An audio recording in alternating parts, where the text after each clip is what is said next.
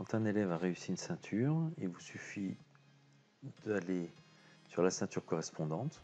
Donc, je vais vous montrer aussi que lorsque j'ai un élève de CE2 et un élève de CM1 dans cette classe test, que si je choisis la ceinture, par exemple mots, on va commencer simple, mots, eh bien c'est la ceinture mots avec un petit c qui correspond à cycle 3. Et donc vous voyez que pour l'élève de CE2, je ne peux pas lui mettre, lui valider les compétences de la ceinture. Vert clair, c'est M10, M11, M12, M13, oui M13. Donc je peux le mettre pour l'élève de CM1. Et si je retourne en arrière et que je choisis la ceinture mot, mais qu'on a appelée B, en fait c'est la même. Vous voyez que c'est exactement les mêmes compétences, M10, M11, M12, M13. Mais là, elle est disponible pour l'élève de CE2 et elle n'est pas disponible pour l'élève de CM1. Vous pouvez donc maintenant valider pour cet élève de CE2 ses ceintures vert clair. Donc, il a donc validé la ceinture vert clair. Donc si elle est validée, moi je vais lui mettre que c'est acquis. Voilà, vous pouvez choisir aussi A+, enfin c'est les quatre degrés de validation d'une compétence du LSU. J'enregistre les informations et c'est fini.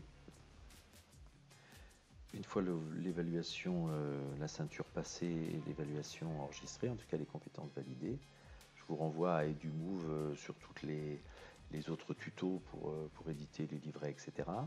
Vous voyez que là je m'arrête ici, simplement je vais vous montrer quelque chose. Ici par exemple, si vous voyez les statistiques de l'évaluation, tout ce qui était possible pour l'élève de faire a été validé, il a donc 100%.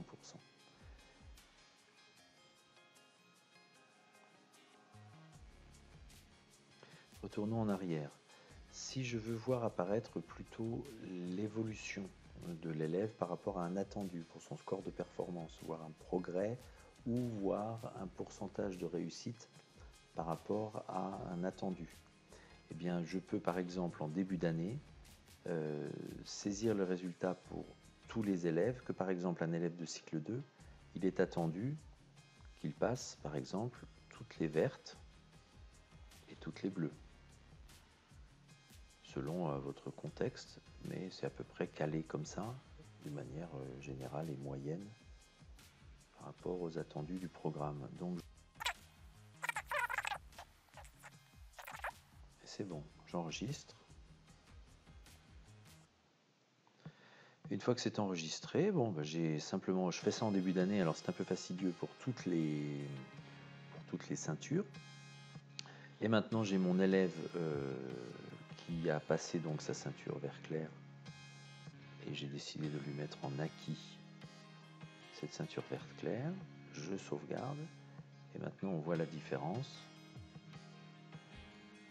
avec la statistique d'évaluation qui est maintenant plus de 100%, mais elle est 24% par rapport aux acquis.